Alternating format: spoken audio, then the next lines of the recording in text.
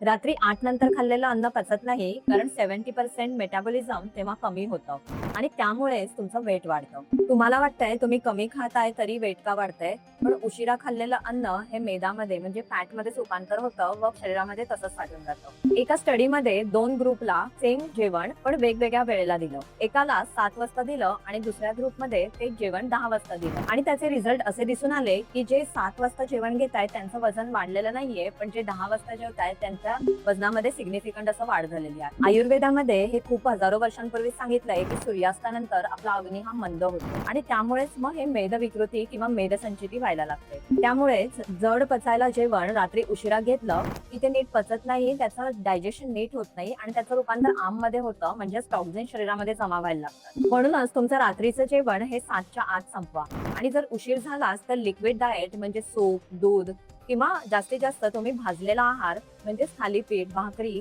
असं तुमच्या जेवणामध्ये घेऊ शकता. हा एकच बदल करा आणि वेट, झोप आणि तुमचं मेटाबॉलिझम, डायजेशन व्यवस्थित सुधारा.